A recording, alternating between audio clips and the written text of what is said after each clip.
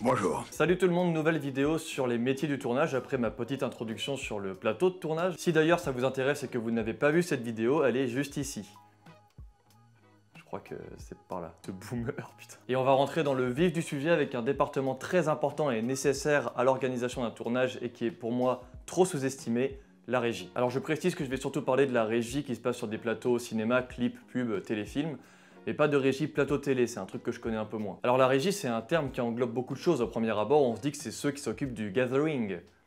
Enfin la bouffe quoi, le café, tout ça. Alors c'est une partie de leur mission effectivement, mais c'est très loin d'être la seule chose. Comme je vous le disais, un plateau de tournage, ça demande une énorme préparation qui peut prendre des mois, voire des années avant que le tournage en lui-même ait lieu. Le chef du département régie, qu'on appelle le régisseur général, il est là dès le début de la préparation avec les trouvailles de décor du réalisateur. Il anticipe la logistique, comment installer les camions de matériel, comment installer la loge, maquillage et costumes, comment faire en sorte que tout se passe bien, l'endroit où on peut garer les voitures, les contacts qu'on doit avoir pour réserver le lieu tel jour ou telle semaine, voire tel mois. Bref, en gros, anticiper et voir les contraintes et comment s'adapter pour que tout le monde puisse travailler dans les meilleures conditions. Et cette préparation, elle est quand même extrêmement importante et nécessaire à l'organisation d'un plateau de tournage. Faut pas oublier que sur un long métrage cinéma, on peut être 50 techniciens. 50 techniciens à être sur le plateau et à gérer des tonnes de matériel. Et parfois, il n'est pas forcément évident d'organiser une logistique efficace dans des rues très fines de Paris, par exemple. Ça peut être une vraie galère de savoir où on gare les camions pour qu'ils soient le moins loin possible. C'est des 35 mètres cubes, donc ça ressemble à ça.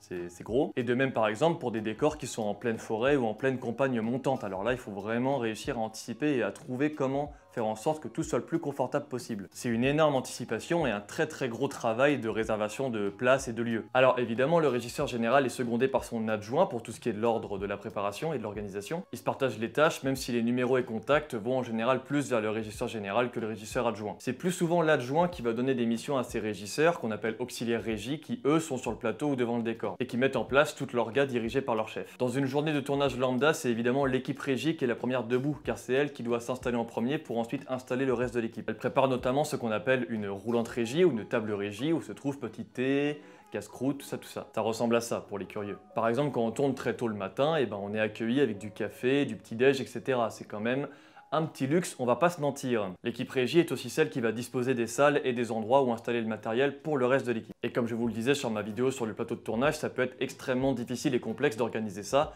notamment quand on tourne dans une chambre de bonne au 7e étage par exemple. Bon courage donc pour que l'équipe ne râle pas et pour que tout rentre, n'est-ce pas? Et quand le tournage commence, finalement, l'équipe régie a un peu son moment calme, entre gros guillemets, parce qu'il y a quand même le général et l'adjoint qui anticipent la suite de la journée. Et pendant que justement ils sont en train de réagir à des contraintes qui ont pu arriver, les régisseurs qui sont sur le plateau sont un peu en stand-by et sur le qui-vive de la moindre demande sur le plateau de tournage. Et c'est là où les a priori sur la régie sont mis à rude épreuve, parce que ça peut être des demandes un peu nulles, un peu légères, un acteur qui demande un verre d'eau, un jus d'orange, enfin des futilités de ce style quoi. Ça peut aussi arriver que certains régisseurs mangent tout seuls à la pause déj parce qu'ils doivent surveiller le décor pendant que l'équipe est en train de bouffer. C'est triste, mais c'est comme ça. C'est l'équipe régie qui se charge de préparer des petits casse-croûtes pendant le tournage et c'est aussi elle qui prépare la cantine. Mais attention, c'est pas eux qui font à bouffer, il y a un traiteur. Faire à bouffer pour 50 personnes, c'est chaud. Moi, j'arrive même pas à faire à bouffer pour deux, alors. Mais comme vous avez pu le constater, toutes ces histoires de casse-croûtes, de sandwichs, etc., c'est quand même minimisé au maximum. Un bel oxymore. Ça en est une? Ah non, je crois pas en fait. Bah alors, c'est quand même minimiser au maximum leur travail dans sa globalité. Ils doivent aussi, par exemple, lors des tournages extérieurs, bloquer les routes qui sont dans le champ pour qu'aucun passant ne passe. Et c'est là qu'on voit qu'un régisseur a quand même pas un métier super facile. Entre les passants qui n'en ont rien à foutre et qui passent quand même, entre ceux qui sont très désagréables, entre ceux qui les insultent, il faut un sacré sang-froid et un très bon lien social avec les gens pour être régisseur. Car il en prend très souvent dans la gueule sans forcément que le reste de l'équipe ne s'en rende compte. Dédicace à tous les régisseurs de Paris, les tournages ne doivent pas être faciles tous les jours. Pour la petite anecdote, quand j'ai commencé à travailler sur les plateaux de tournage, j'ai commencé à être régisseur sur un long métrage cinéma qui s'appelle Curiosa. Ça vous dit rien, c'est normal. Pas un film qui a eu un succès de ouf. Travailler à la régie à cette époque-là, c'était une manière pour moi de me faire un peu d'argent déjà, et au vu du fait qu'à la régie, on est en contact avec tout le monde, de pouvoir rencontrer des gens, travailler avec eux à l'avenir, etc. C'est assez simple du coup de se faire du réseau, et puis je voulais aussi découvrir le métier tout simplement. Le film était un film d'époque, donc du coup quand on faisait un tournage d'extérieur, il fallait absolument bloquer les gens pour pas que ça fasse anachronisme. Et il y a une journée, on a tourné au fameux parc Monceau à Paris,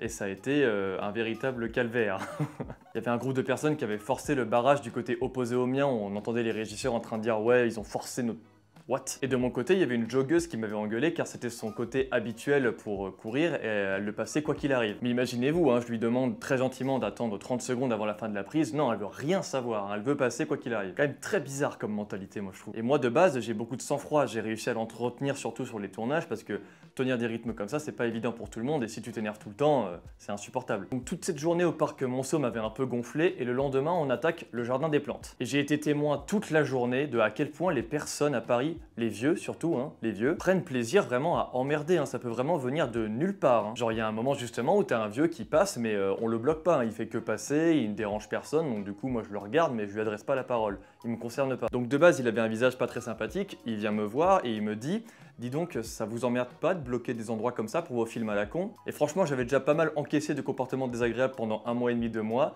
Donc là, j'ai pas pu m'empêcher de lui répondre, alors qu'en général, il faut pas le faire, tu le laisses passer, et puis voilà. J'avais le sang qui bouillonnait un peu, donc du coup, je me suis dit, je vais pas l'engueuler, mais j'avais vraiment envie de lui répondre, et je lui ai répondu, bah écoutez, vous serez sûrement déjà mort quand il sera sorti, donc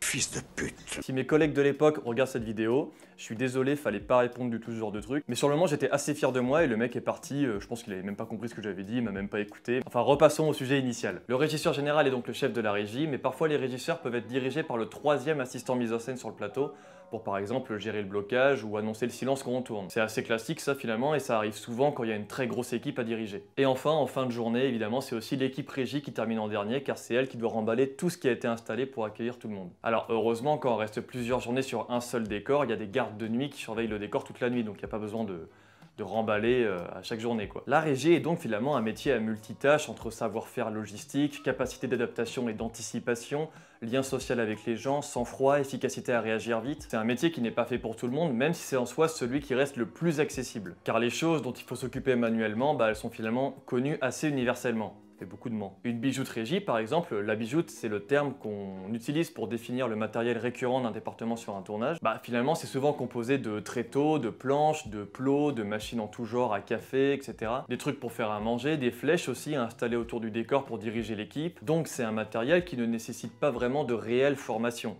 Il y en a beaucoup qui aiment ça et qui en font leur métier d'ailleurs, justement. Alors même s'il y avait eu quelques petits moments un peu relous, moi ce tournage m'avait beaucoup plu, j'avais vraiment aimé travailler à la régie parce que j'ai pu découvrir un peu le métier et j'ai pu aussi voir un peu le rythme que ça prenait. Mais pour autant, j'allais pas en faire mon métier car j'avais déjà pour objectif de travailler sur la caméra. Objectif, caméra, c'est marrant. Concernant les salaires, ça varie beaucoup selon justement l'annexe dans lequel ils filment. Si c'est un film d'annexe 1, donc un film avec un budget supérieur à 8 millions d'euros, le régisseur général gagne sur 39 heures. Oui, le comptage d'heures effectives en intermittence est un peu particulier, on en reparlera dans une prochaine vidéo. Il se fait 1415 € brut la semaine. Un régisseur adjoint 1012 € et un auxiliaire régie 480 € brut, je crois, 482. Ces salaires sont évidemment inférieurs sur les films qui sont d'annexe 2 et d'annexe 3. Je reste très admiratif de ce métier car il permet de mettre l'équipe dans un confort optimal. Et parfois sur les projets un peu fauchés comme les courts-métrages, les clips, les pubs où il y a très peu d'argent, on donne du coup très peu de thunes à la régie et donc du coup elle doit souvent cuisiner elle-même et faire l'équivalent de peut-être 4 € par personne pour bouffer. Et moi par exemple ça m'est déjà arrivé de très bien manger avec une régisseuse qui me disait qu'elle avait besoin de 4 € par personne pour faire à manger, donc ça demande un gros travail de réflexion. Et puis c'est aussi très souvent le métier où on a tendance à se prendre des reproches de partout dans la gueule, que ce soit les gens, les passants ou bien même les techniciens qui râlent sur un problème d'organisation ou une bouffe mal faite. Moi-même, j'ai déjà fait des remarques, ouais, je suis un gros connard. Mais bon, attention, il existe aussi quand même des mauvais régisseurs, évidemment, sinon c'est pas drôle. Mais il faut pas s'attarder sur cela, c'est pas intéressant. Donc force à ceux qui font ça à chaque tournage, merci à vous.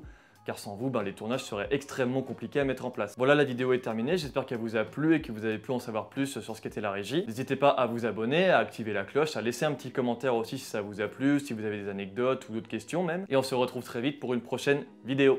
Ciao!